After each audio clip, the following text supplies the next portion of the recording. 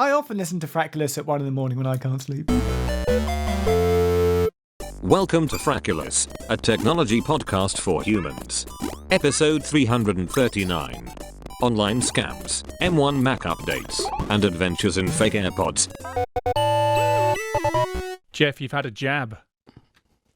How come? Because you're not 50 yet, and where we are at the moment, you kind of need to be over 50 in order to have a jab. So unless you've had a birthday or two since we last spoke. No, I'm 47 and I got a text.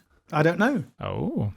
You see, this is what I'm talking about. There's some underage jabbing going on. I guess it depends on the spread of how old people are in certain areas. For one Have you got jab jealousy? Is that what we're calling it?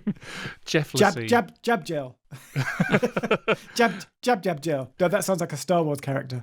Which one did you have? Because there are two in circulation here in the UK.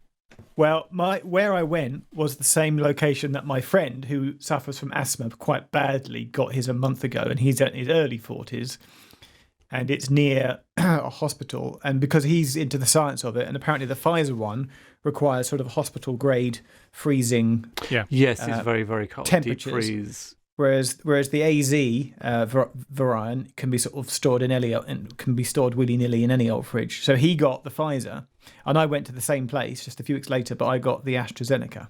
Right. So that broke down his theories on supply chain and whatnot. I don't know. There seems to be a little. I've heard of people refusing the AstraZeneca and being like, "No, I must have the Pfizer." I want the good but stuff. I didn't care. I was like, let's just get it over and done with. Can I make the obvious gag? Can I do the gag? Have you got superhuman powers yet? Well, I tried connecting my phone via Bluetooth to the chip in my arm so that Bill Gates can see what 5G towers I'm connecting to, but no joy. Cannot connect. Is that because the iPhone SE isn't 5G? yeah. The AstraZeneca is not compatible with the iPhone SE.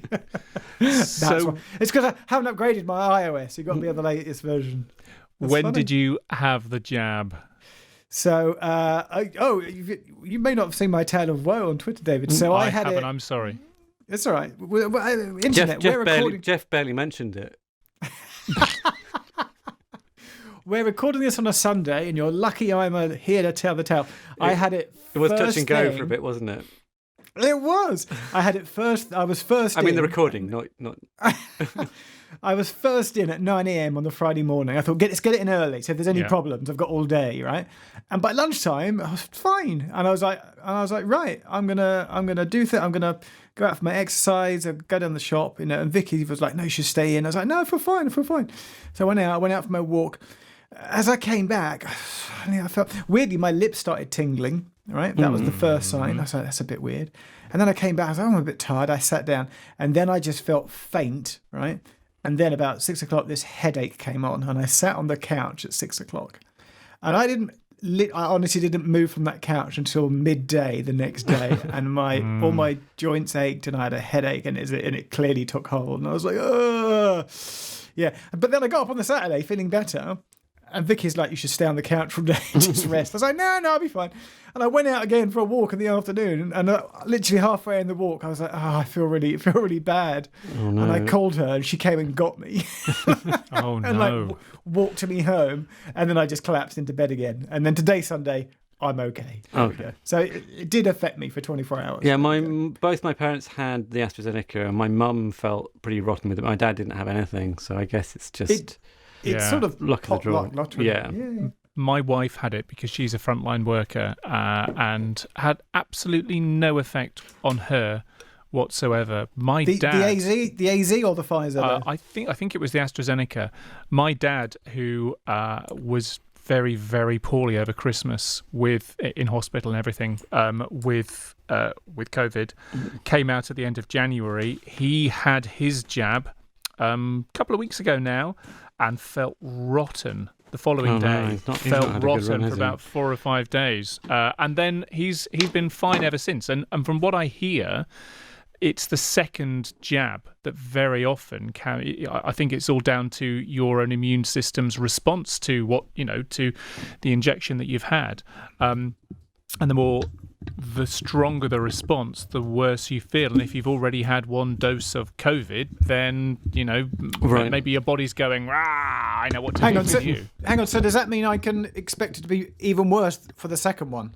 Well, I have heard some reports that is the case, that it's the second one that gets you the worst. And from what I understand, I should probably verify this, but I heard that in France, while they're still trying to ration out the doses of the vaccine where supply is short, that people who have already had COVID are for now only having one dose of the vaccine. Because they've already effectively had one.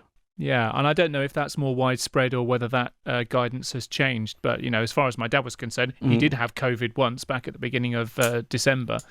And then, he's had his second dose. So I can understand why maybe he feels a bit rough out of it. Now, could it be, Jeff, that you have had COVID? Yeah, that's what I wondered. Yeah, okay. Oh, okay. So and maybe so that was... But then I doubt my mum got COVID and not my dad. So I'm not sure whether that would... So David, let's say I've had COVID, didn't realise. Now I've had the first jab. What will happen when I have the second one? I'm not Dr. David. I am just David. Hang on, I'm making a note of that on my note. Not Doctor. Hang on. All right. Yeah. You're not a PhD? Really? No, not yet. No, and have no plans to. I think as far as the jab's concerned, for me, I'm very keen to have it, and whether vaccine passports and all the rest of these shenanigans happen with regards to us travelling abroad or even being able to go to events here in the UK, FA Cup semi-final and FA Cup final. I'm looking at you. That's why you're doing it. Yeah, that's why. But I am and anyone who knows me knows I'm appalling. I'm like a baby when it comes to needles. Actually, babies are fine with needles because they haven't got a clue what's going on. I'm like a young kid anyway with needles, and I pass out so very, very easily, and there's nothing I can do about it. Maybe I should try some hypnosis or something. So the main thing I'm worried about the jab, I can probably do with feeling rough for 2 or 3 days. That's fine. But it's just how I feel when I have that jab that I will pass out. Whenever I've had to have vaccines and jabs when I've travelled abroad before, to Southeast Asia in particular, I've generally passed out every time I've had an injection. If you are of that persuasion with injections, because they do them in like big centres, if you just make them aware of that, they'll give you like the top of they'll give you like a doctor rather than the kind of hired help, and they'll help you through it basically rather than just stick you in a line with everyone else. So it may be worth letting them know. Yeah, no, I'll certainly be sure to do that. I know a couple of people who volunteered to be vaccinators. My father-in-law, ex-military, worked in runs a health and safety consultancy in normal times, and he volunteered through St John's Ambulance to be one of the vaccinators, went through lots of training. Even though he's in his early 60s, giving these jabs, they didn't offer him the jab. Oh, I thought they gave everyone who was giving the jabs the vaccine first anyway. I thought that was the... Well, apparently not. Apparently not. My volunteer friends have all told me that at the end of the day, they get offered a jab. Everyone just has a jab at the end of the day. Anything left over... Yeah. And that's exactly what happened to my father-in-law. It is not mandatory for you to have had the jab in order to become a injection giver. I'm sure there's a more technical term for that. A vaccinator. But at the end of the day, with some leftovers from people who hadn't shown up for their jabs, that's when, in theory, vaccinators do get them.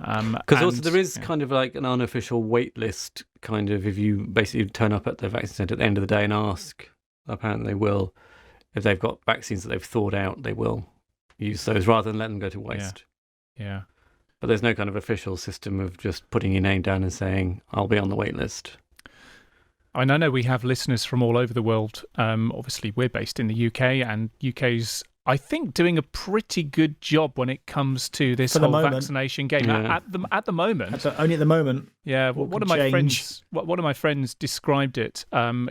Remembering back to 2012, 9 years now. Gosh, nine years ago now, when it was the London Olympics, and many of us who lived in and around London, being typical cynical Brits, feared that the Olympics would fall on its face and just be another example of, Britain not doing things properly. And then I remember the Friday night of the opening ceremony. I mean, I'm quite a sports fan anyway, and love a bit of theatre and a bit of spectacle. But there was this national recognition that, oh my God, we're not going to be at the Olympics. Yep. It was the most amazing opening ceremony. That was also one of the best ever nights on Twitter, because when you looked at Twitter, the only thing that people were tweeting about was the opening ceremony. Yeah. And it was the funniest, best, interesting, wonderful thing to see. That was peak Twitter. And I think Twitter's probably gone downhill since then. But my point is that, we did something. It was a national effort, and we did it bloody well. So right now, here we are in 2021, rolling out this vaccine. Typical cynical Brits going, oh, we're going to stuff this one up as well. But so far, we haven't. So people are calling it, or at least my friend called it. It is like London 2012 with needles, and I think he's about right. David, with a nod to the fact that over 100,000 people have died. No. I do take that point.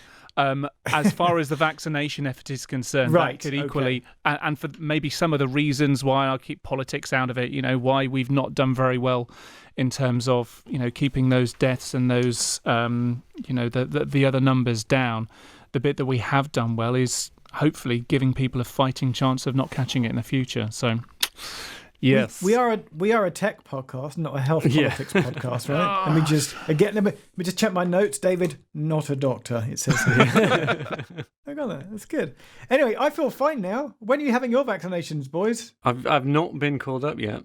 You don't get the text? Okay. I'm obviously far younger than you, Jeff, so... You can check. You can manually go onto a website. I've got a friend, literally the moment he thought he was in range, it was the 50s, he booked his one via the website before the text had a chance to come through. Yeah, I think they're probably relying on that to a degree. You don't have to wait for the text. I do have a page, a bookmark page, which basically tells you the current age, and last I checked it was 50. So I'm surprised you haven't got an app that monitors it for you.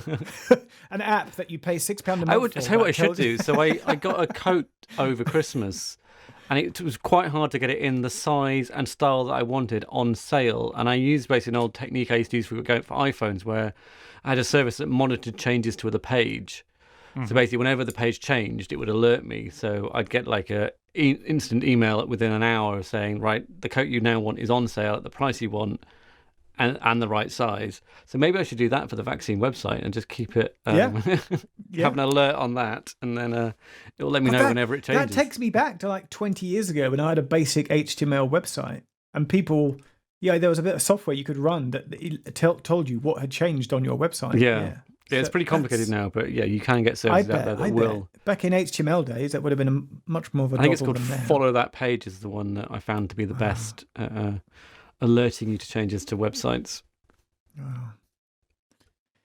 So there we go. That's the vaccine portion of the program. So does this mean you can get out and about and start making transport videos again, Jeff? Or well, they're saying the 28th, aren't they? Which at time of recording is a week from now, next weekend.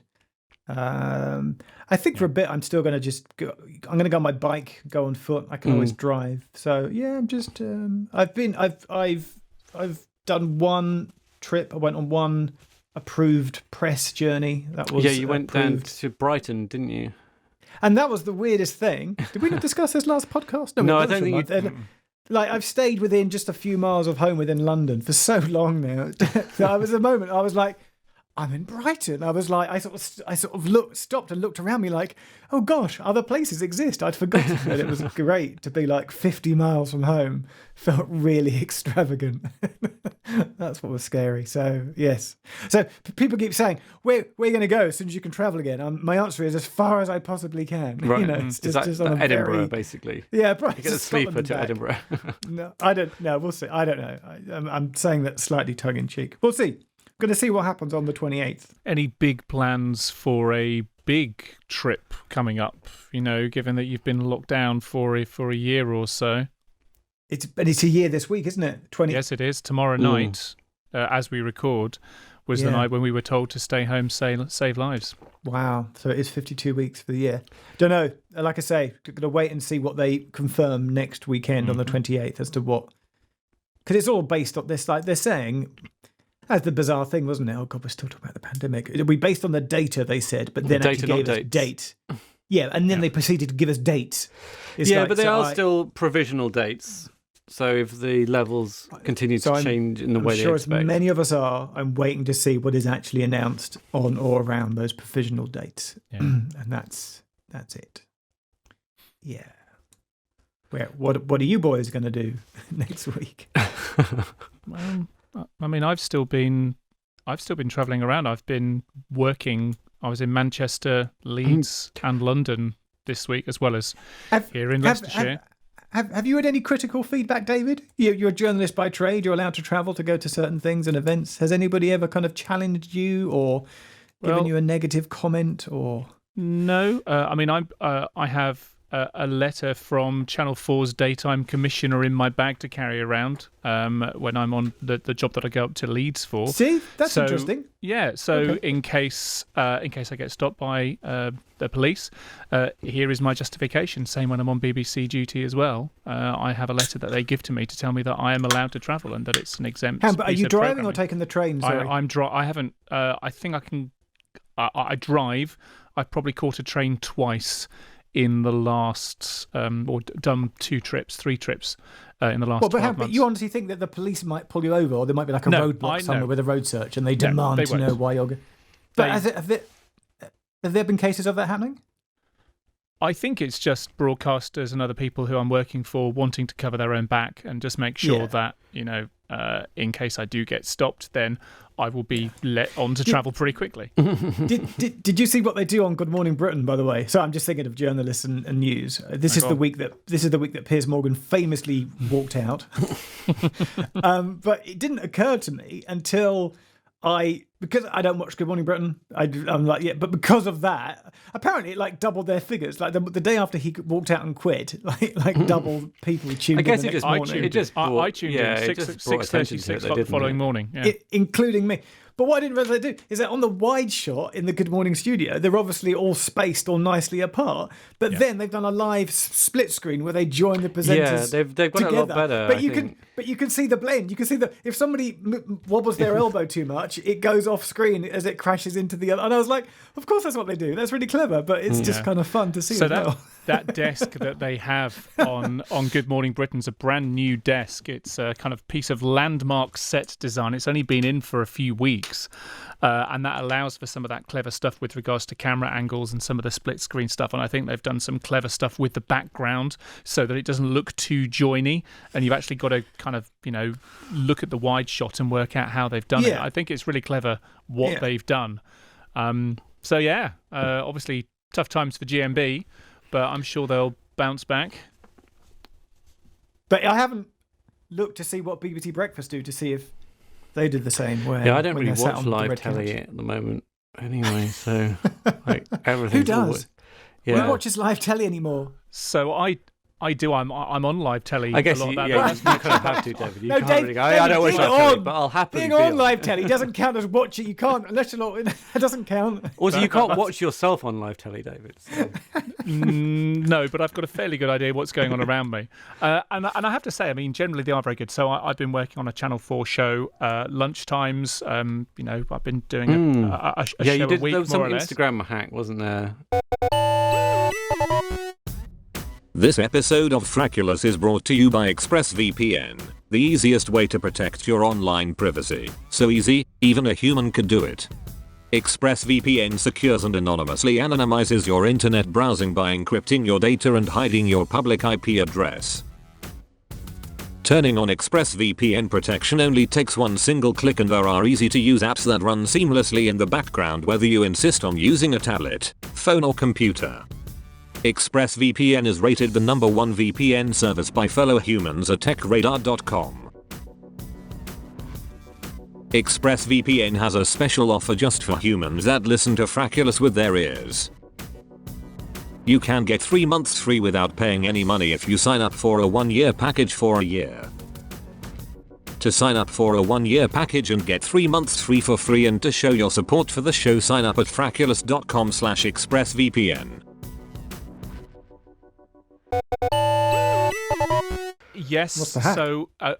So I've been covering general consumer technology stories for a show called Steph's Packed Lunch, which is with former BBC business journalist Steph McGovern and former that's where she's BBC from. breakfast presenter. I kind of recognised her, when I saw your clips. Yeah, so she popped over to Channel 4 a little while ago, and she's got her own daytime show. And so I've done a few things now about donating laptops, particularly with everyone working from home and schooling from home, and some families not having enough devices to be able to homeschool their kids. I did a piece on Instagram hacking and the story whereby a number of people who run small businesses, this seems to be a bit of a sweet spot for criminals, have through social engineering, bit of a phishing attack, had their business accounts held to ransom. Oh, really? Hacked first of all, yeah. So how this works? I couldn't see what the actual story. I saw you were telling people how to not get hacked, but I couldn't see what the actual lead story was.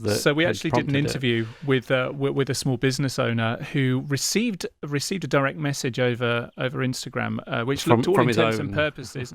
All intents and purposes looked like it was from Instagram, saying, yes, we've got a copyright violation on your account. Please click here, log in. Of course, the site that they were redirected to wasn't a genuine Instagram account. That gave away the credentials to log in.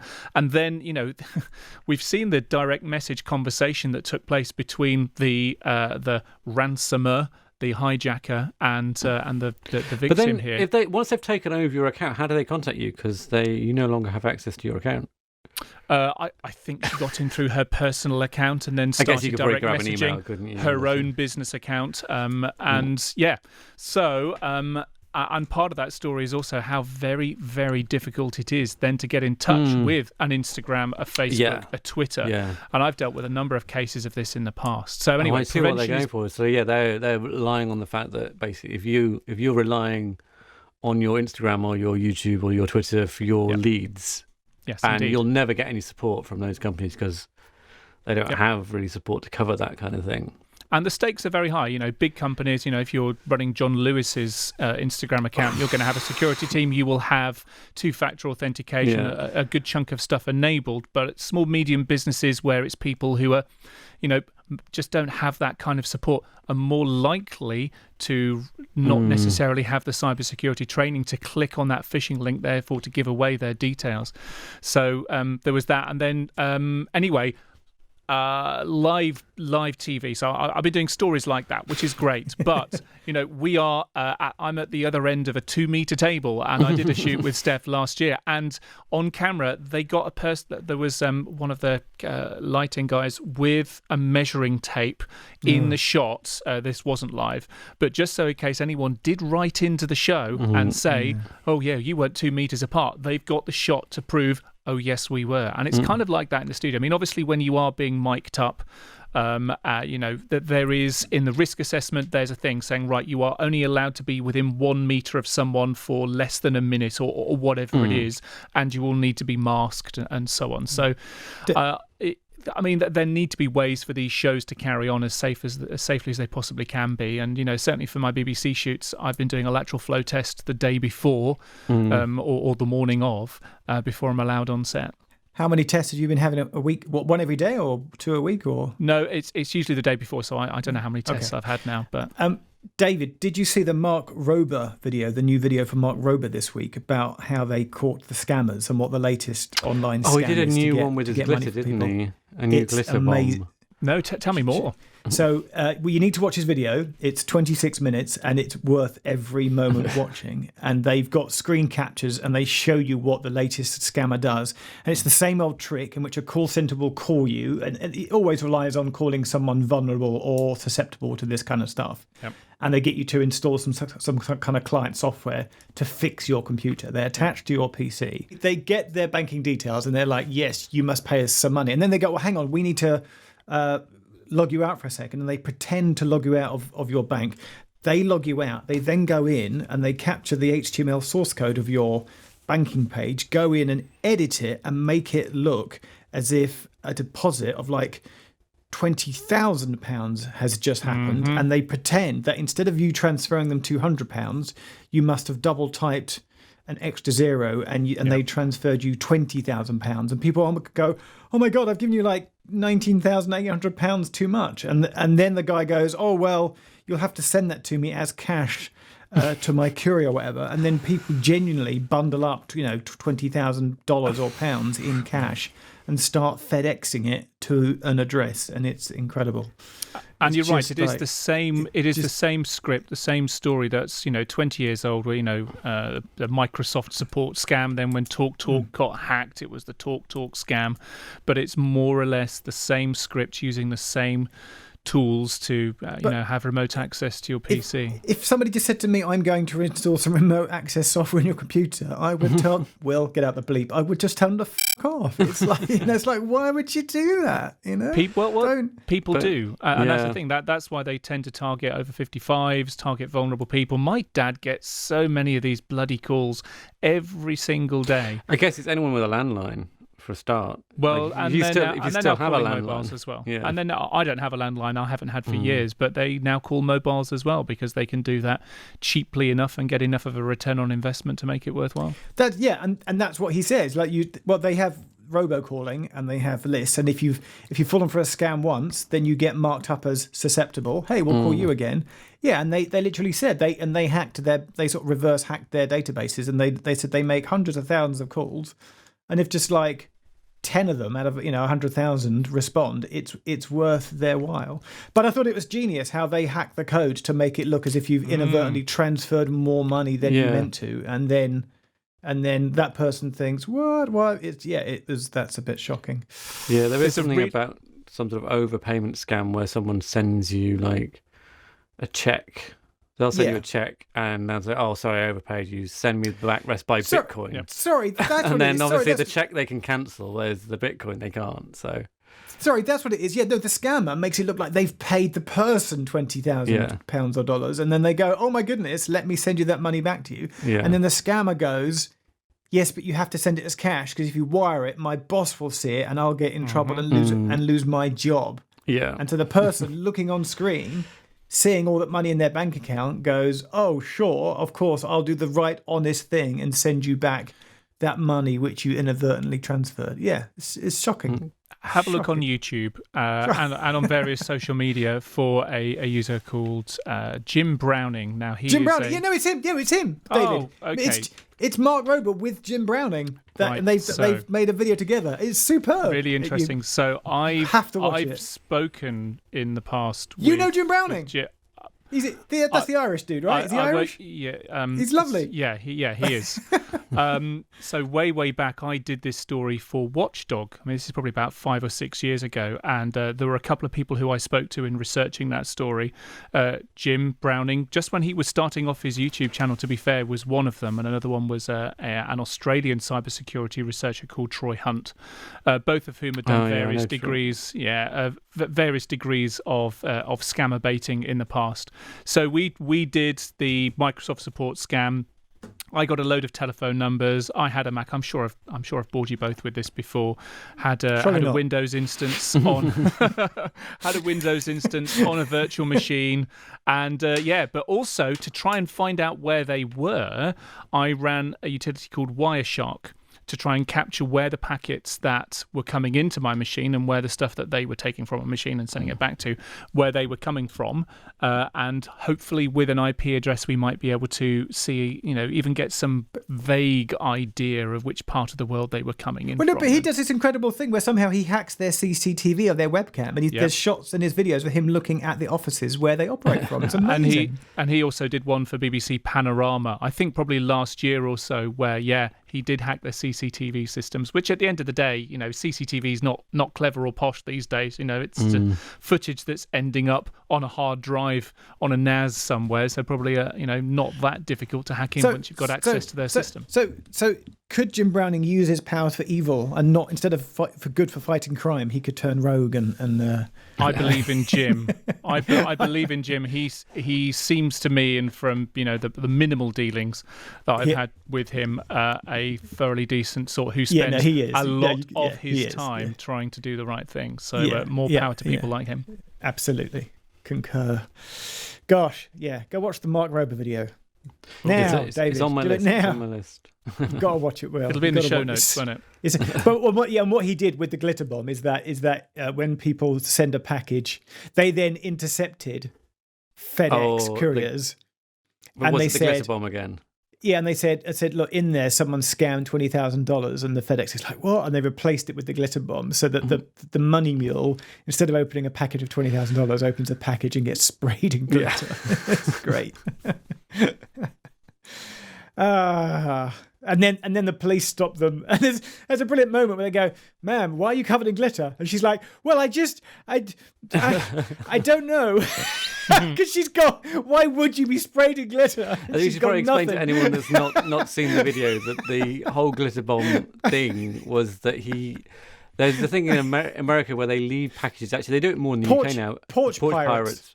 And we've actually found that increasingly deliveries are left outside our house without them even ringing the doorbell. But that seems to be the standard in America. So what he did was he took a HomePod box, and inside it he placed a spinning container that contained glitter and a camera and I think a mobile phone as well, so that the footage could be recorded of them opening this package. Four mobile phones with cameras. So it had like 360-degree coverage. So whenever they opened the package, first of all, the glitter went everywhere, and then it recorded their face and their shock as this happened. So good. Why don't we ever do anything like that? Why don't we ever put our skills to good use? Maybe when the lockdown's over, that's the key. Right. So that's all the stuff that's not on the list out the way. What's on the list? There's a list. Well, I have a quick update. I have a quick update on the M1 Mac, which I think David would lead on to David's recent purchase. When is the next Apple event thing? It must be soon, April, isn't it? It's rumoured for sometime in April, isn't it? There was a fake rumour, or no, there was apparently there was going to be on the 23rd, but the rumour was that this was leaked deliberately by Apple to spot leakers. So it's like one of those deliberately sending information to certain people to see where leaks were coming from. Oh, really? Apparently. Clever. But did it work? I don't know. I mean, there is no event on the 23rd, so who knows? Who knows? But yeah, so the M1... Last time we spoke, I was not unable to get more than 2 screens lit from it, one and one external. But I bought the A-Logic, I think it's called the Universal, it's got a really snappy name, Universal Twin HD Pro Docking Station. And that is a USB-C connector, but has the display link technology in it. And that works fine, works really well. So that has enabled me to have my Thunderbolt display hooked up via a Thunderbolt 2 to 3 adapter, and then the HDMI display hooked into this dock. It actually supports, I think, a couple of displays, but I only need one. And I believe, David, that you have a new purchase based on this brand new information. Ooh. So David's got a box in his hand. I do have a box in my hand, and this is a Mac. This is a Mac Mini, an M1. I've never owned a Mac Mini before. I've got. Oh, really? No, I've my first Mac, which probably got about 12 years ago now, I still got it in front of me, and it still gets used very, very regularly. Is my 27-inch iMac that I spec'd up to the max back in the day. And that has certainly paid dividends, although the screen isn't Retina and stuff, and it doesn't really have super fast I/O. It's been a really good little machine. And my MacBook, but I've never owned a Mac Mini until now. So I bought this after long conversations. You have taken it out of the box, aren't you? Or are you about to unbox it live on Frackulous? Well, so I bought this. I must have got it 4 weeks ago, Will. I think it was probably when... Yeah. You were in the studio. Yeah, we did some filming in your studio, didn't we? What? Hang on. You've been... What? Well, now I'm left out. You didn't tell me that. Sorry, Jeff. Let's not tell Jeff. We spoke about how I was going to drive up in a Tesla to your studio. And you never did. Yeah, it was in the interim period. I'm sorry, tangent. What were you filming? We were filming the mobile phone videos that David and I do together. Oh, fair enough. So.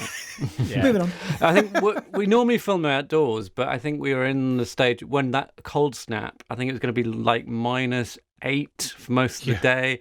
And I was actually worried that if we were going to spend that long outside, there was actually a genuine danger to our health. It was that cold. Well, and working outside the device's safe operating temperatures as Yes. well was another real risk. It was sub-zero up here in Arctic Leicestershire. So we filmed indoors, and we both isolated for a few days beforehand, and it was all very, very safe and whatnot. But anyway, that was the weekend when my Mac Mini M1 fully spec'd arrived. I got a 1 terabyte hard drive or SSD rather than a 2 terabyte. But apart from that, it's full fat, and I unboxed it today. Oh, wow. That is how busy my end of February and beginning of March has been. It's been so much work, so busy that I've not had, and I know it's going to be a morning, an afternoon at least to set up a machine, particularly a new one from scratch.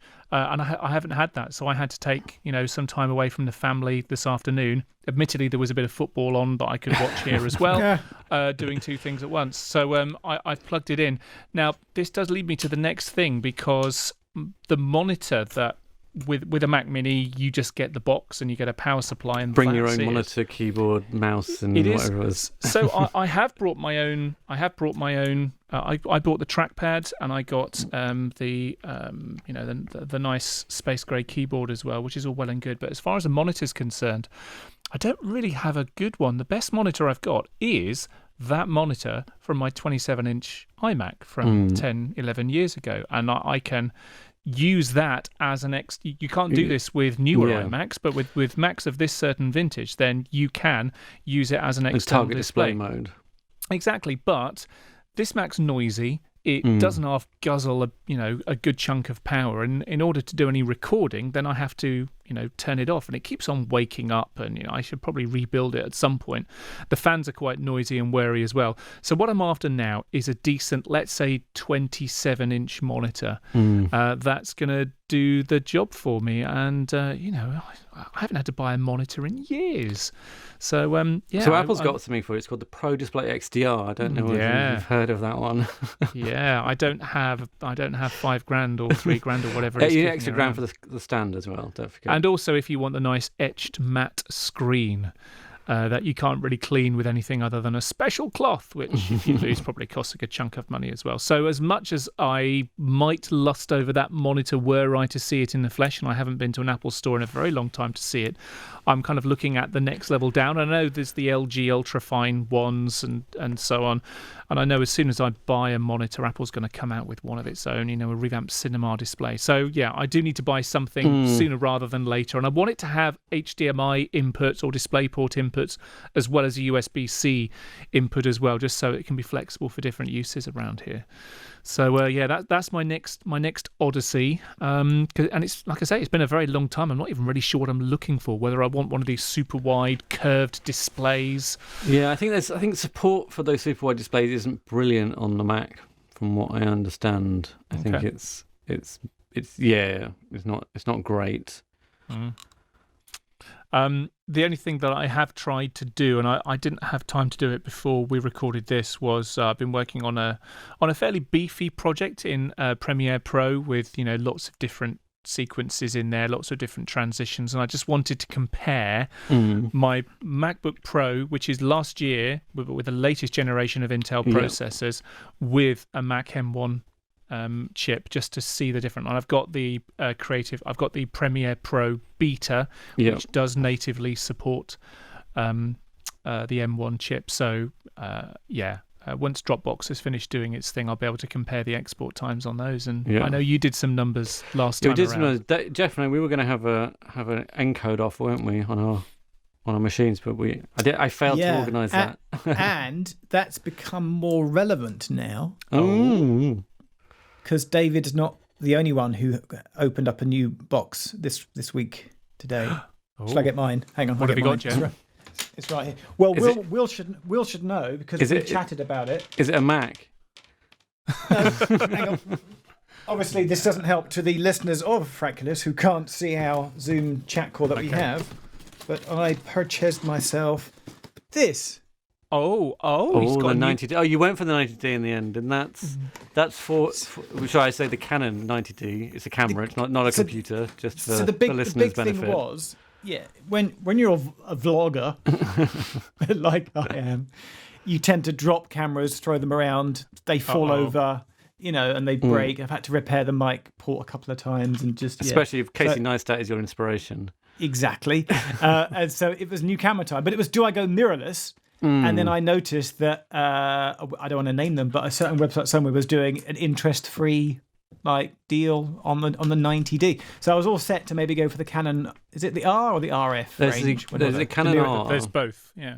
But then now the Canon M, isn't there? Which is the other mirrorless. M's smaller. David? Yeah. Okay. But in the end, I got the 90D, and I know what happened. Next time I get a new camera in a couple of years, then the knowledge and the range on mirrorless cameras will be wider and prices will have fallen. So that's not when I'll get it. But so the 90D, which is like an 80D, but everything's a little bit tweaked and refined and better and lighter, and it does 4K. So it's like, well, hey, I can now shoot in 4K. And I thought, go on. Yeah. I was just going to say, in terms of spec, is it 4K higher frame rate, or are you still kind of locked at 25 or 30 frames a second? No, it's 25. Okay. Oh, I see. Oh, only just 25. You're saying I can't do 50? Can I do 50? I think I'm locked at 25. Yeah. Right. Yeah. Do you want to, see, now I'm going to ask a dumb tech question in the middle of the tech pod. David, can I ask you a dumb tech question? Far away, if you like. Hang on. I'm currently shooting on a 4K camera in here. No, because there was a setting on the camera, and I don't know what it means. Oh. No, I know I could just either A, Google it, or B, read the manual. I'm sure Will's got as much of a chance of this, probably more so than I have, but far away. In movie record size, it does. Yeah, you can do 720 and 1080 at 50 frames, but 4K is definitely only 25. Mm-hmm. Right? And there's a thing called high frame rate, which does actually record 100 frames a second, which is ridiculous. Mm-hmm. But there's something David called 4K movie cropping, and I don't know what that is. Is that where it's not trying to downsample, so it's not using all of the sensor, it's just using a crop in the middle of the sensor? Yeah. So your sensor is going to be what, a 20 point something megapixel sensor in that 90D, and I guess there's a couple of ways that the camera can record an image in record a moving image. It can use all of that sensor and then downsample it, because obviously you're not recording a 20 megapixel movie, because that would be ridiculous. So it would downsample that. So you're still getting the large sensor effect, or it's still an APS-C sensor on there, isn't it? So you've still got a crop. Full size. So you still get that nice shallow depth of field effect with the image hitting all of the sensor. That's fine. But when you're working on a crop, when you're working on a movie crop, it's actually just capturing the image that lands on a 4K bit in the middle of that, which would, I guess, it would have an effective zoom were you to do that. Is that what the Nikons did, Will? You'll get a zoom. I know. I think the Nikon does resamples the whole thing, but I do know the original Canon R had quite a big crop, so you couldn't really do self-vlogging with it with a standard lens because it was so zoomed in. Oh yes. I think there are pros and cons to it. I think if you do the crop, obviously you lose the wide. You have to have a very, very wide lens on it. I think if you resample the entire frame, it's much more processor intensive and can also lead to moire and things like that, artifacts like that, especially if you don't have the exact number of pixels that you're kind of dividing by. So I think there are pros and cons to both approaches. I would say your best bet, Jeff, is to do clips in both. Well, it's got it disabled, and I'm just seeing how it goes. I would say enable it and then see what it looks like, but obviously do it on a controlled experiment. But don't go out and shoot an entire day with it enabled and then go, right. Well, no, what I've done at the moment, I did a vlog at home, sort of with me in the bathroom and me in the kitchen, and I uploaded it. Exactly, as an unlisted private Just do video. your OnlyFans page. Yeah.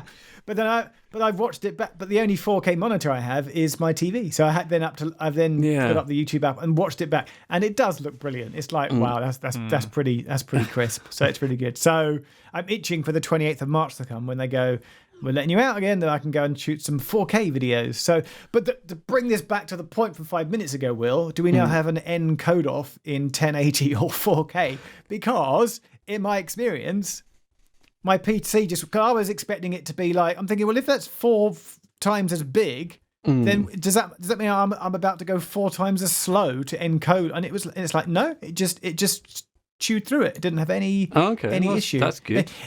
Even though it's clearly taking up, the file size is bigger because of 32 gigabyte card, I noticed doesn't last long anymore.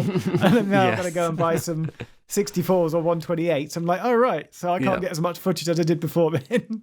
That's not a bad thing. I'm sure anyone who's editing your footage will attest to. No, I found when we did that shoot for Nikon, I had to go to proxy workflow because this was on my old 2013 MacBook Pro. And then that's just your MacBook not being able to handle it, right? Yeah. Oh, yeah, totally. Okay. Because it could handle 1080p fine, even with grading. But once I moved to the 4K footage, I had to basically do the proxy workflow just to get decent playback.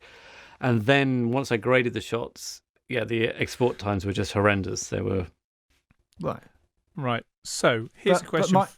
But my PC just chewed through it and went no problem, and I even did a colouring as a test, and it was no problem. It just seemed to be as fast as before. Yeah. So yeah. Right. David, you have a question? I do have a question, and I know we've been getting geeky over specs and export times and so on over the last episode or two of this. But I will, as someone who has recently changed from a good old fashioned, quite an old machine that you were editing and exporting on for your work, to now onto a Mac with an M1 chip and all of the speed benefits and so on, and you've still chucking out projects in there.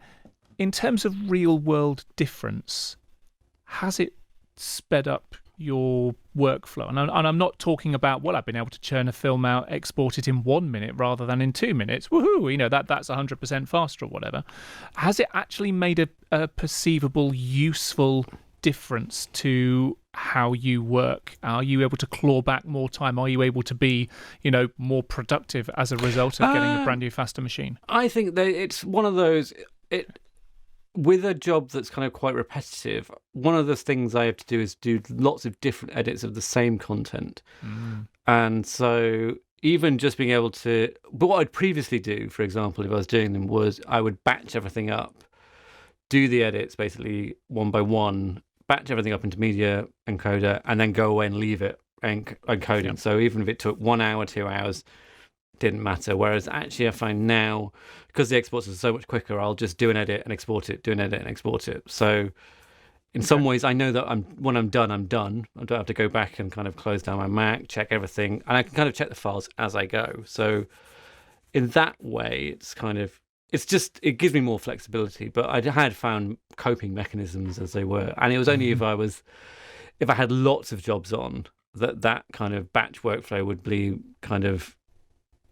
there were always going to be times when I wasn't using my machine, but it could be encoding video for me. Okay. But then I'd have to then come back and remember where I'd uploaded it and then to send it to the client at the right... Whereas this kind of just lets me be a little bit more responsive. So it's not a major thing. But on that Nikon job, for example, I think that would have made a huge difference because I actually had to... Because it was taking 2 hours to encode like a 4-minute video on that. So what I did was...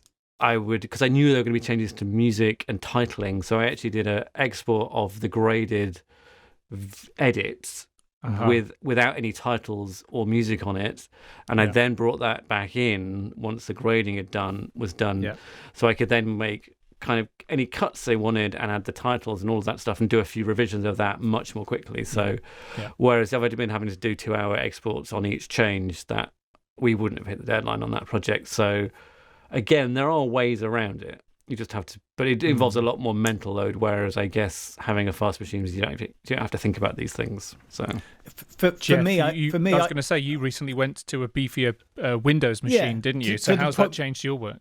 To the point where the other day I exported something, press Alt Tab to go and do something else, and I'm so used to spending 5 minutes doing something else. And I looked back and I was like, oh, I must have not hit actual export for it to. And I was like, oh no, that's because it's finished. And it just did it. I was like, what? It did it in like 10 seconds flat, and I had to. I was like, yeah, it had exported it.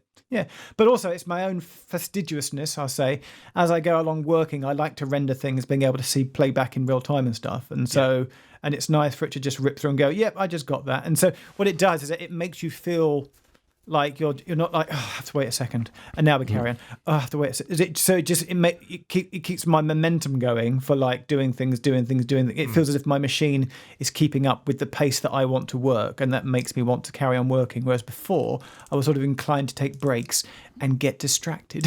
So, I was going to say, are you drinking substantially less tea as a result of this? Well, I'd just be like, oh, I'll just wait. I'll just go and do something, and then it would just take me 4 hours to do like 10 minutes, and now I can do 10 minutes in 20 minutes. So yeah. So it's good. It's good. Is it good or is it bad though? Do you miss those tea breaks? No, it's fine. I been drinking a lot of just water and juice recently anyway. That's good. It's good. So yeah. Shall I fill you in on part 2 of my AirPods story? This episode of Frackulous is brought to you by Audible.com, the premier provider of audiobooks. With over 180,000 titles to choose from, humans like to listen to things. If you're a human, you're probably listening to this podcast right now. Audiobooks on Audible are read by real live humans, often the same ones that wrote all of the words as well. Not only are you hearing the words written by the human, but you get to experience them exactly as they intended. Humans love listening to other humans. It is one of their favorite things to do, unlike Risk, which is good, because Audible is completely risk-free. If you don't like the sounds or words you're hearing, for any reason, you can exchange it for another without asking any questions. To start your free 30-day trial of Audible, which includes a free audiobook download, go to frackulous.com/audible, so that they know that we sent you and to show your support for the show. What? No, Will. What? No, literally in the last Frackulous, which I was listening back to whilst I was on my run the other day, you were like, I know it's like I always talk about AirPods, and here you are again. No, it's a 3-part story. So do you want the second part? Oh no, there can't be more. Oh, there is more. There's more. Go on. So last we spoke, I decided I was going to buy the fake AirPods. Mm-hmm. Yeah. Now, there's a whole community on Reddit that basically I think it's called Reptronics, which basically is meant to specialize in kind of replicas of name electronics, but really is AirPod related pretty much. And so I kind of went deep into the rabbit hole of, they've got various guides on which ones you should buy and the features they offer. And there was some new, I thought, well, I might as well try and I'll go for the pros. Someone had just basically made some pros which had the noise cancelling, because up until that, they didn't really have proper noise cancelling. They just looked like the pros, whereas these promised to have the noise cancelling, I thought. And also, one thing I was aware of that people said was that don't put real AirPods in fake AirPod cases because you can break them. So I didn't want to risk basically muddling up the fakes and the real ones. So I thought if I get the pros, then I definitely won't do that. So basically put in an order on these. I think they were called High City version 4.5s, I think, were the model. They actually sold out pretty quickly. So got early in the queue via Alibaba, sort of paid my money, and then Alibaba. Yeah, it's a big the 40 Thieves. Alibaba is the biggest marketplace in the world, I think, probably by numbers. Wow. Yeah. It's an interesting, I think there's I can't remember, there's like an Express. Alibaba Express is basically where you can buy a single item. Alibaba itself, it's like you get like bulk discounts of 20,000, 30,000 units, that kind of thing. Anyway, bought them on Alibaba. They waited about, I think it was about a month for them to actually come ship from China. One of those ones where you don't get any kind of feedback until all of a sudden they send you a tracking link and movement happens. They arrived. They were very good in terms of the actual feel of them was very good. They obviously, I hadn't had any pros by that point, but the performance of them was great. But the main issue was that when I got them, I know I bought them, iOS 13 was kind of the OS du jour, and iOS 14 was just in beta when after these had been made, and then people started reporting problems with performance. Basically, they just didn't work with iOS 14. And I was kind of like, well, I can kind of hold off for a bit until they maybe sort this out. And maybe it's kind of like just a quirk of kind of the design. Oh, and the other thing was they did work with Mac, but they didn't work with the iCloud sharing. So right.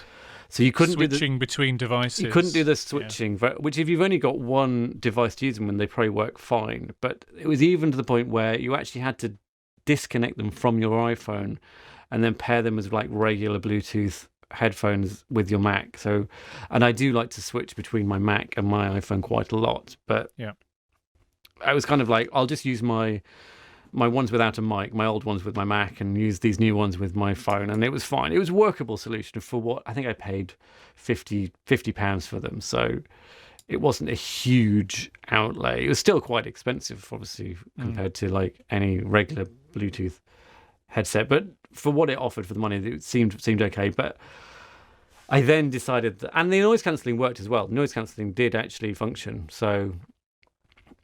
And I liked the fit and all of that stuff. And then I then upgraded to iOS 14, and they just stopped connecting. It was like one of those. There was like someone worked out this. If you put them both in and did the earfit test, they'd suddenly start working again. But it was one of those. That was the only way to get them to kind of. After a while, they just drop off. And so, at that point, I decided that it was Black Friday. And I needed to buy some proper headphones. So what did you get? I actually got the AirPod Pros because I kind of by that point. Is that this week? No, there was last year November. I bought the AirPod sorry. For some reason, I'm thinking that this is recent because no. I decided to, and actually, basically, for the discount I got on Black Friday, plus the other ones added up to the same price as I would have paid full retail. But then the third part of the story was then the actual official AirPods. One of them fell out my ear. So I'd had the fake ones and they worked fine, absolutely perfect, did the size fit, worked brilliantly, did put the same size tips on of the official ones, and I think it was the right one, just would not stay in my ear. So I tried the different sizes, wouldn't work, like one was too big, one was too small, kept on going back to the medium size, and just one of them just would not fit. I even bought like some special foam adapters that you could put under the cups to kind of like squidge them up a bit, still wouldn't work. And in the end, what I did was I took the tips off the fake ones, put them on the retail, and now they've been fine ever since. So actually, I ended up basically paying £50 for some tips to make the proper AirPods fit me. But my earbuds, or wired ones, always fall out when I go running, unless I'm wearing a hat. But in the summer, you don't want to wear a hat, so I have to wear a sweatband. And put it over my, which is great for sweat, and put it over my ears just to keep my what's the word? Earbuds. Sorry, thank you. No, the original AirPods I had no problem, and they never fell out. The fakes again stayed in perfectly. It was just one tip on the official AirPods just would not stay in my ear. Have you ever had your ears measured, Will? Maybe you've got weird size ears. I was gonna one time. There was a company that did custom molds. There was a stage you could go through, and I had some Shure. Were they Shure E5Cs? They were like ridiculously expensive. They were like £1,000 headphones, which I'd reviewed, and like they just never asked for them back. So I just continued to use them. And this company was basically offering to make custom molded inserts for them. So I queued up at a press night to get them done, and then they checked my ears and they said, "No, sorry, you've got too much wax in your ears. We can't do it." Which was annoying. So I never actually got the custom fits for those. if you ever get offered to have your ears cleaned, don't get it syringed. Syringing is very sort of 1970s, 80s. Well, now. I've had them washed bad. out. And what was called syringing, but they just washed it out with a load of water. But poking a syringe in your ear cannot actually sometimes do more damage. So there's a clinics now have a machine which kind of like scrapes stuff out in a much more cleaner. Oh, I've seen these advertised on safer. Instagram. I think they look pretty. What about an ear candle? Or, No, I think that's just a bit of theatre. Don't get your ears syringed. Don't put Sorry, anything David, smaller as than your ever. elbow in your ear. I had some earpieces made, some IEM in-ear monitors, like TV talkback things made, and I had a man come around, a lovely chap called Nick Way, who does this quite a lot for the industry, and he came round and he squirted some kind of like putty. foamy putty stuff into both of my ears, and then left just a little bit of cotton in there so that once it had set after 5 minutes or so, he could pull it out, and then that there was the hole to let sound flow through. The difference with those is, and I've got them in my bag still. The difference with those is that there's no driver in the IEM, because sound quality isn't important. It's just the fit in the ear, and all you've got is a see-through tube that then goes into a bit of coiled tube, and then there's a standard fitting that talkback pieces have, and it connects to essentially a driver halfway down your back. That just sends the quality. And I have to say, I use it quite a lot, even for calls. If it's just voice, where all I need to do is to hear somebody. And in fact, I think that we used to do this for Frackulous as well. I used to use those, and you bought some IEMs as well for Frackulous. Oh no, they were just cheap in-ear headphones. Sure, Yeah. but it was the same principle. I still use. No, these are just like effectively like the short E5Cs, but I see. much cheaper. So, Right. But they were incredibly good for the price, and I still use those for shoots now. I left my AirPods Pro here in the office one night, and I was at home and I was doing some ironing. I wanted to watch the new series of For All Mankind, and I put on my old original AirPods. Right. Boy, did that feel weird. They felt, because the AirPods Pro kind of suck into your ears, at least they do in mine, and it feels like a very snug fit for me. The AirPods just felt as though they were going to fall out at any moment, and the sound quality is entirely different. I think I got so used to the noise cancellation or the transparency mode, and also the 3D sound effect, the spatial audio that's in there now and works very nicely with Apple TV Plus content. I really missed it. I didn't realise that the AirPods Pro had moved on my experience quite so much as they had until I went back to using the original AirPods. Yeah, I mean, I tend to only usually have one in anyway.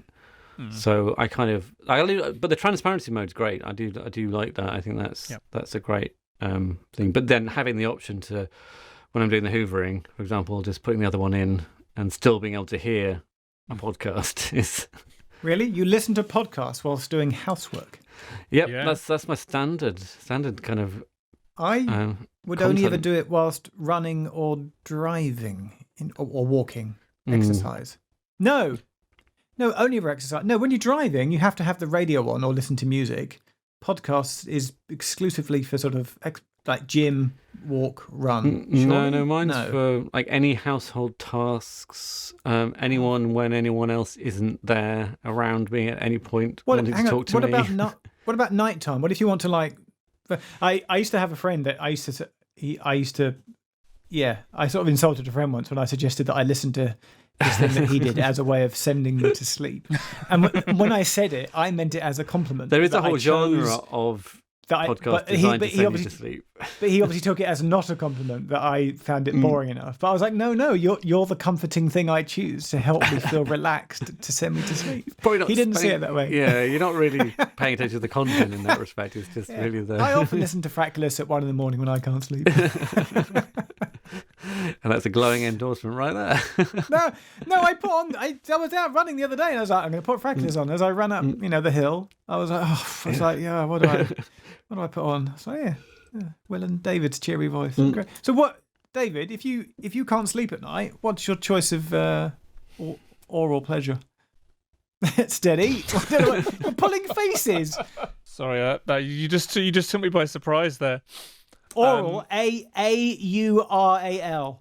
Thank you for clarifying that for the listener, Jeff. You're welcome. That's me. It's like a spelling bee. Yes. Okay, so it's Y-E-S, very rare. yes. The last time I had trouble sleeping was around about this time last year, when I'm not going to lie, my anxiety levels were through the roof because all of my work was disappearing in front of me, and I'm sure I'm not alone in that. Yeah, I had real trouble sleeping for a good week or two. Generally, I don't have that problem. If I do, I do have an Amazon Echo by the side of my bed.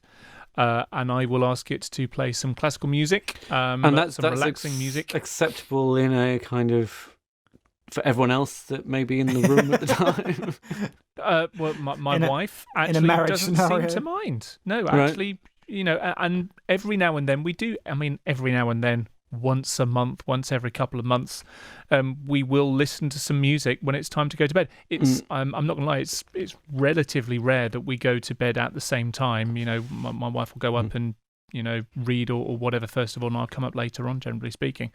But if we do go to sleep at the same time, then sometimes having some music on in the background's just a bit different, really. So Will, I know you're a podcast driving listener, but would you podcast at night at bedtime? No, I tend not to, because then it really ruins my kind of completionist aspect. It's like I forget where I've fallen asleep, and generally podcasts get deleted. I would generally use Calm if I need to have something to help me sleep. So, but an old friend of mine many years ago said that he listened to, there's a particular Tears for Fears album called The Hurting, just to age him. I think that's from the 1980s. It's a 10-track album.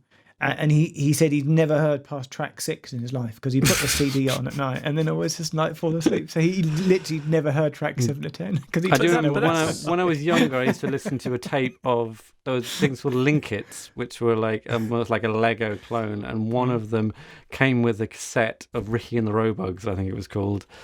And I had a cassette recorder at that point in time. So listened to this one tape to sleep every single night. So, but I'm completely behind that. I can just see on our Zoom meeting right now, all this talk of sleep is making Jeff a bit sleepy. But I getting get right over the that. vaccine. I was really bad yesterday. But it's the same thing. So a CD, something you listen to regularly to get you to sleep. Your brain becomes conditioned. Oh yes, I'm listening to Tears for Fears now. Therefore, it's time to sleep. You are conditioning your brain. Same with work. If I need to focus, and Pomodoro's not working or something like that, I've got a couple of playlists in Spotify that will I will put like work playlists. Yes. Well, in fact, one of them is even called Work. That was my next name. Yeah, my next question is what's their name? That's amazing. Okay. Yeah, it's not imaginatively titled. Four letters is as far as I stretched. But the music that's in there, generally speaking, is repetitive. It's electronic. It's not too taxing on the brain, yet it is stimulating at the same time, and that enables me to focus. And you've curated this. You've spent time putting that together. I love that. Yeah, and I don't. And there'll think be a it's link in the changed show very notes much. for anyone that also like to work. I don't think it's changed very much over the years, and there is that saying that most people's musical tastes have developed by the time they're whatever it is, 25 or something. And I have to say, I think that's kind of the case. I've got kids of a certain age who are bringing new musical influences into the house, which is great. It's not music I'd choose to listen to, but at least I feel a little bit more in tune with what's top of the pops in 2021 rather than in probably when I stopped, which was about 1998. I've got a final piece of follow-up from last episode. So because I've got to go in a minute. Yeah. So we got the dog. The dog arrived. Is it? Yes. And we took her off. She was allowed off the lead for the first time today, but she was accompanied by a Vodafone Curve tracker. So we didn't actually go for the specific dog tracker because one, it cost more, and it was more per month to get the official dog tracker versus the Curve, which I think was that the one that you've got for your daughter, the kind of round one.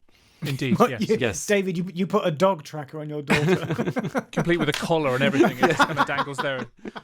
No, it goes in her school bag. It goes in her school bag. I did wonder. Go on. Oh, I did such wonder a relevant looking at it point. whether it was like the dog was more waterproof, but no, they actually even had a picture of the curve tracker on a dog's collar, even though actually it is a bit too large to do that with. Yeah. But it promises waterproofness up to like whatever you'd ever need for a dog, especially our dog, which does not like getting its paws wet at all. So it does come with a kind of dangly, pendanty Yes. thing that you can attach around. I mean, it's not super secure, but secure enough. Yeah, so we've got that. We put it on our harness so that basically, if she does leg it, we will at least have a fighting chance. Although I did find it takes a little while to go into real time mode. So it has like 4 modes. It's got like update every 2 hours, every half an hour, every 5 minutes, and then real time tracking. And I tested it today as we were out, and I was kind of like, if I actually had to flick this into real time mode in an emergency, it would actually be quite stressful because it doesn't just click in straight away. It takes a good 2 or 3 minutes before it starts reporting the real time location. But chaps, the scary thing I heard this week from my other tech savvy friend with the upcoming Appleness is that they are going to bring out, Apple tags or whatever they're called. AirTags. And surely, I'm like, hang on a second. What's to stop you just planting one in someone's bag and following them? Right. Well, eventually the battery would run down on them. So, I mean, how long does a... Actually, tile trackers, surely they've been around for a long time. They've lasted. But this is going to cause years. this is going to cause a spate of incidents where people are spied upon without their knowledge. I mean, they're not GPS. I don't know about the Apple ones, but generally, if anything that's GPS won't last more than, I'd say a week at most. But even that.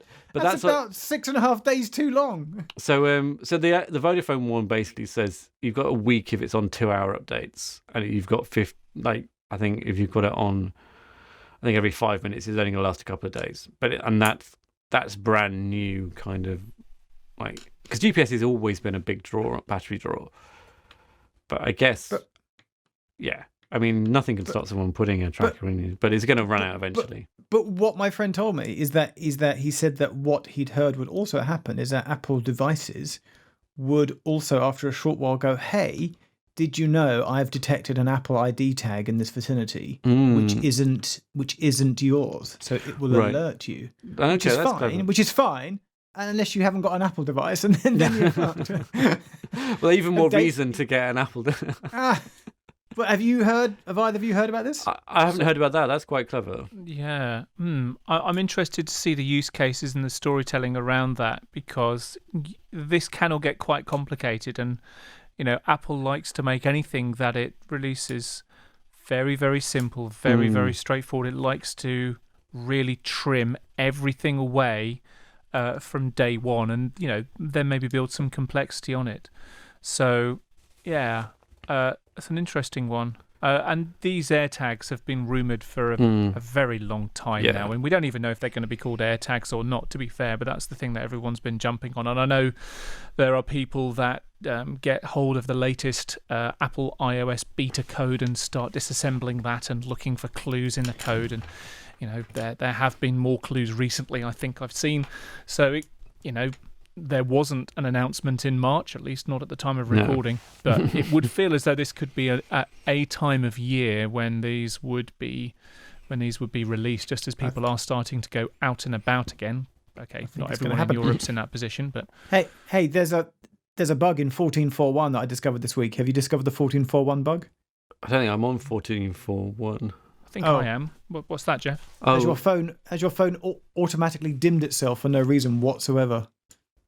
No, can't say I've noticed that. Mine upgraded and then automatically kept on dimming itself down to minimum brightness at every opportunity it could. Not had that That's one. annoying. What's driving that? Is it triggered by anything?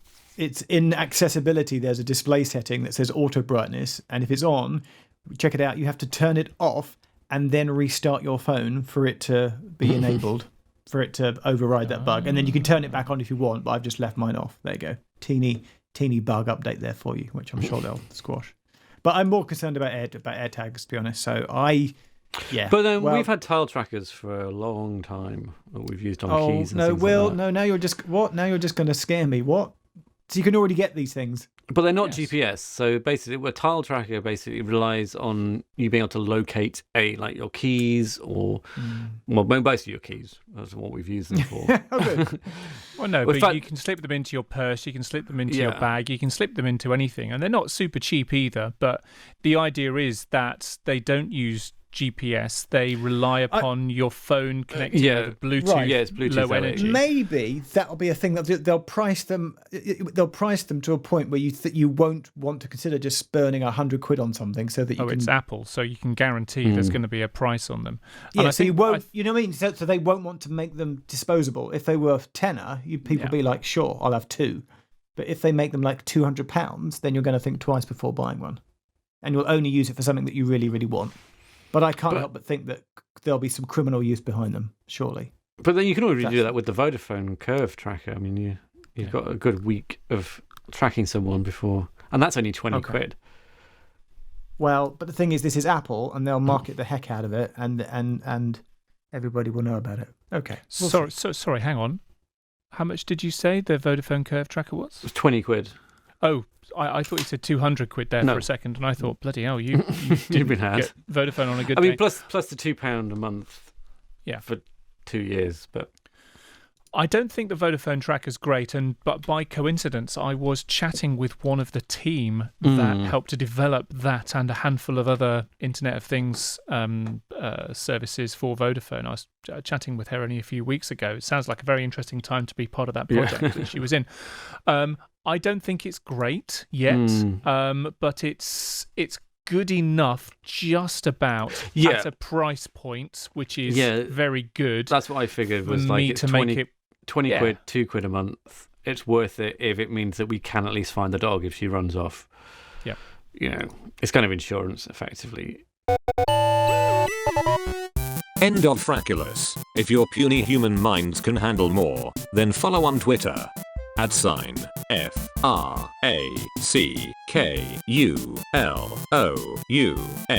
or individually. @David McClelland. DAVIDMCCLELLAND. Jeff Tech. GEOFFTECH.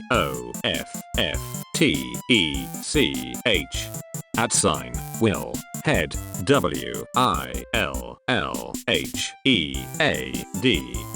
Email your brains to hello@frackulous.com. Is it an horrific dream? Am I sinking fast? Could a person be so mean as to laugh and laugh on my own? Could you ease my load? Could you see my pain? Could you please explain the hurting? Lovely. Boys, it's almost 9:30, and I'm going to reel it in. Yeah, And, you have had a vaccine. I have had a... Yeah. You should have said. You should have mentioned it.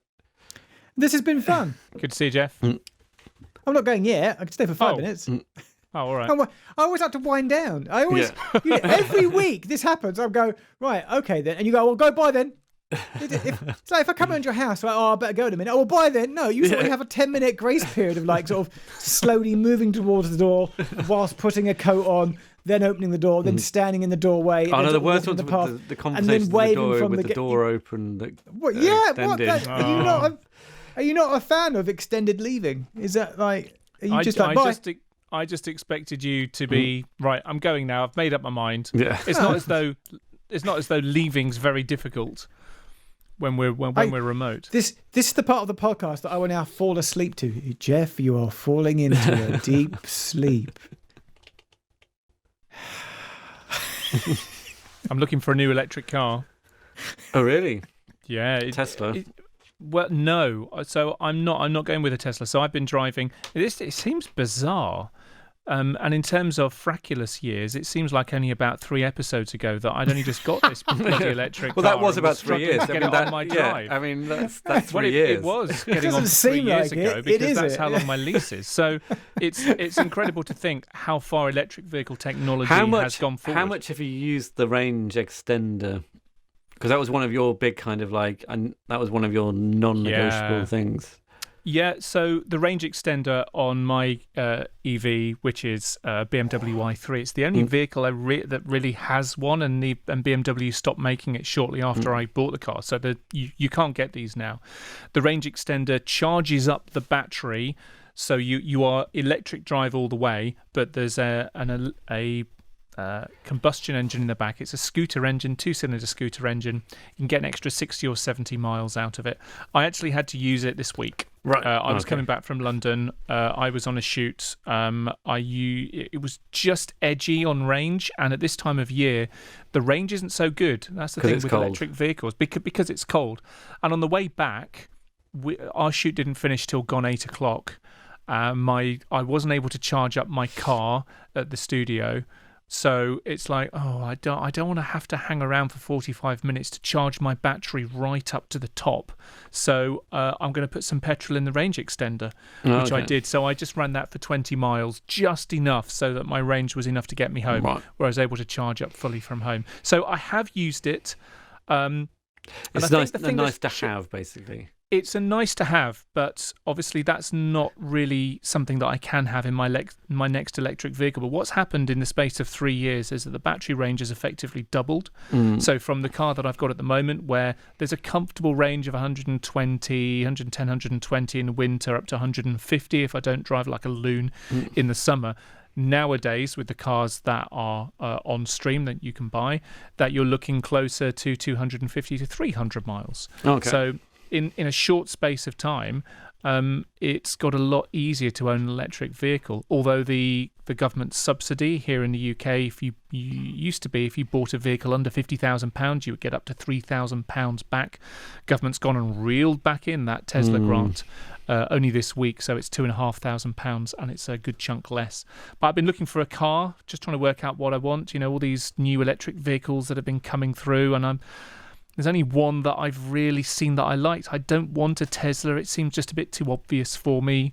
That's it. I kind of want something that is just a little bit different. A car is an extension of yourself, the same as the jewelry you wear and all the rest of it. And I just don't know that I feel like Michelle, a Tesla driver. She's big into electric cars, isn't she, Jeff? Are you still there, Jeff? How do you know that?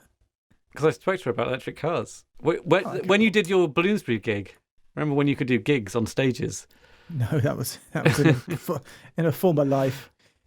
I was having a good chat to Michelle about her various electric cars. She got like 2, I think, at that point. Really? I didn't know she had 2. What? Yeah, it sounds like you know more than I do.